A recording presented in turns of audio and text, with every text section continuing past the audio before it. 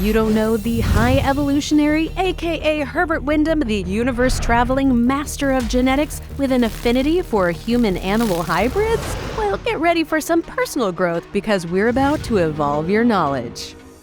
In the 1920s, Oxford student Herbert Wyndham was inspired to evolve animal DNA by his hero Nathaniel Essex, aka the X-Men's villainous mutant geneticist Mr. Sinister. Aided by an inhuman geneticist named Fader, Wyndham learned the secrets of unlocking genetic code, finally succeeding in evolving animals into humanoid creatures. Expelled for his controversial experiments, Wyndham traveled to Wundagore Mountain with a shiny new suit and name, the High Evolutionary. With his new assistant, Miles Warren, who would later become the Spider-Man cloning-obsessed Jackal, they created an army of evolved human-animal hybrids called the New Men.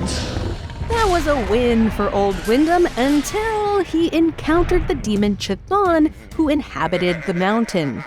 They bested the demon, but as a result, Chthon's power escaped, finding human conduits in a nearby pair of newborn twins who would grow up to be none other than everyone's favorite moody mutant siblings, Pietro and Wanda Maximoff.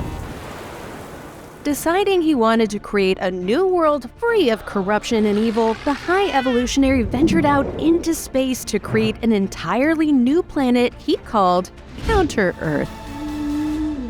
Unfortunately, one of his creations, Man-Beast, snuck onto his ship and corrupted the budding world. So, the High Evolutionary then called upon the cosmic hero, Adam Warlock, arming him with the Soul Gem to protect Counter-Earth. But hey, that's a story for another day.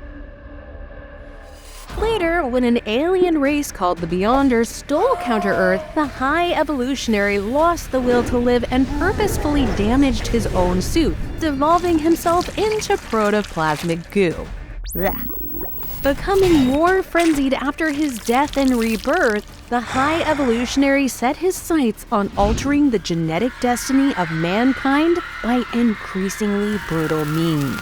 He escalated his methods by trying to force the entirety of Earth to mutate with an evolution bomb, until he was stopped by a ragtag team of reserve Avengers.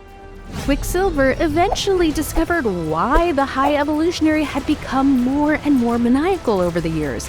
His genetic code was unstable. The irony! The speedster managed to convince the High Evolutionary to restore himself to his original, unevolved state.